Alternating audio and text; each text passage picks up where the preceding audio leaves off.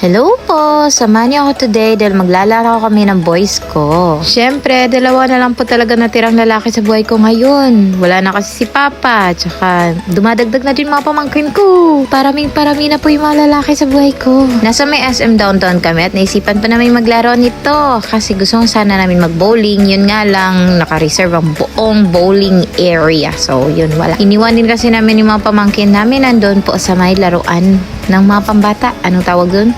Kid zone. Basta yun na yun. At today, itatry po namin yung archery. Actually, nakatry na ako ng high school pero nakalimutan ko ng paano sa gawin, guys. At saka, ang bigat kasi nito. Tunay na tunay ito ba? Dalawang laro po yung binayaran namin, 30 minutes each po. Try lang.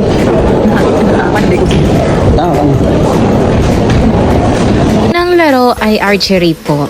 Actually, Dear Charo Santos, unang pagkakataon pa lang naming malaro talaga yung archery. Dahil peking archery or yung pambatang archery lang po yung nalalaro namin dati. Eh ngayon, tunay na po yung hawakan namin. Kaya nakakaba din. At saka, di ko din alam kung anong mga dapat gawin at ano yung mga hindi dapat gawin. Kaya eto, manood muna po kayo dahil magpapatawa kami sa araw na ito. Parang tanga. Ready?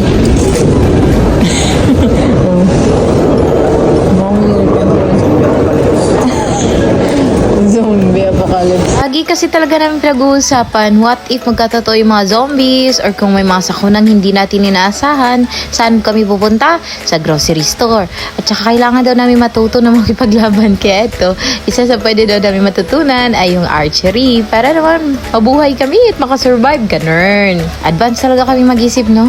Sa mga oras po na ito ay tinuturuan na po kami paano hawakan ng tama at anong nga dapat gawin para po ma-bullseye. Oo, matamaan natin yung target. Ganun. Sa unang tingin mo talaga akala mo apaka-easy pero hindi. Apakahirap niya pala tsaka apakabigat kasi talaga ng tunay na ganito. Pambata lang naman kasi yung nalalaro ko dati tapos yung dikit-dikit lang. Kaya ito, tunay na talagang matatamaan kay ewan ko na lang kung ikaw ay matamaan. Big thanks din kay ate dyan. Apaka-expert na niya po maglaro sana all. Pero ang sarap niyang laruin, guys. Alam niyo yung feeling na wow, pwede ka pala din matuto pa ng iba pang mga sports.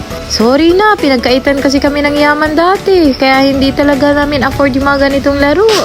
Kasi medyo pricey naman talaga siya, guys. Tawang-tawa ako dito na nakakahiya. Ako na lang pala po yung inaantay nila. Sabi pa nga ni Bibi, sus, kung may mga zombies na wala na, namatay ka na, hindi mo pa natamaan. Wala na talaga, ewan. Kaya guys, dapat talaga matuto tayo sa mga kahit konti-konti mga bagay at saka makakatulong sa atin sa Kumusta mo, Aria?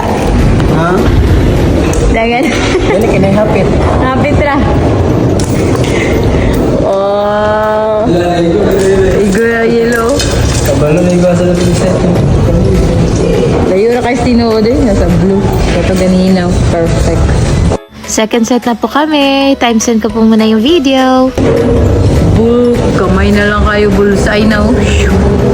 Perfect. Wala.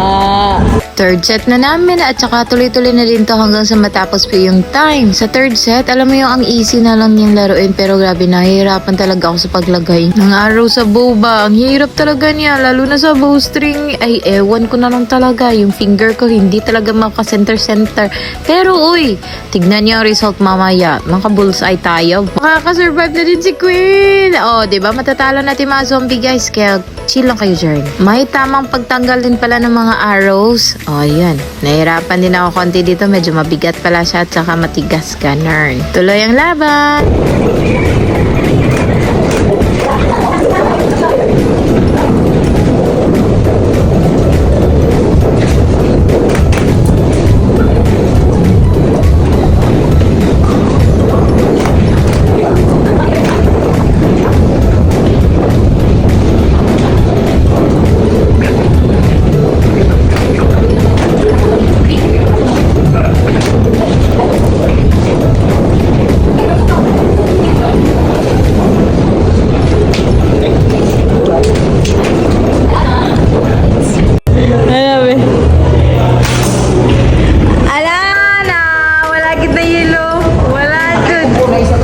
Ikaw may nabuslutan na. Oh.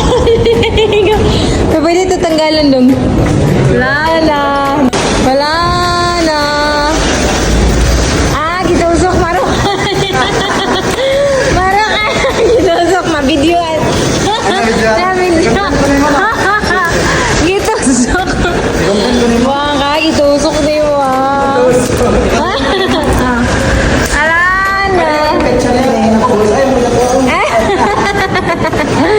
Tadaan! May uwi pala namin to, kaya happy. Second game pala namin dito ay sa Armas. Ang cute ng baril-barilan na to kasi yung mga balls na maliliit po, parang yung tapioca, ganun kaliit. Yung parang lumalaki pag nilalagay mo sa tubig. Ganun lang yung bala or bullet na gagamitin pala dito. Kaya try na natin. Nakaka-happy lang to. Nakakawala po siya ng stress talaga. Nag-enjoy ka talaga at yung mental health mo dito ay wagapak. Talagang makakatulong po talaga sa atin yung sports, no? Kaya, minsan-minsan, laro-laro din po. Huwag masyadong seryoso sa buhay. Okay lang naman maging seryoso, pero minsan kailangan po talaga natin mag-relax, lalo na po yung mga utak natin. Dahil hindi po natin mamamalayan na nagkakaproblema lang tayo dahil sa pag-iisip natin na sosobraan ba. Ang mga hayop nga napapagod. Paano pa naman tayo? Kaya, pahinga din po minsan. Ingatan ang sarili. Ingatan palagi po yung health natin, lalo na po yung mental health natin.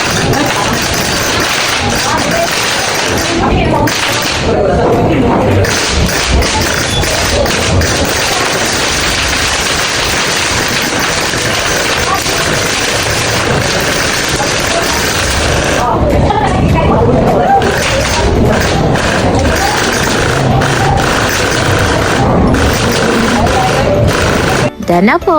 Isang game na pala tong Armas na to. Pag naubos mo yung bala mo, yun na yun. At eto kami, o diba? Hanggang dito lang po muna yung video. Thank you so much for watching. Ingat po. Super nag-enjoy tayo sa vacation natin sa Pilipinas.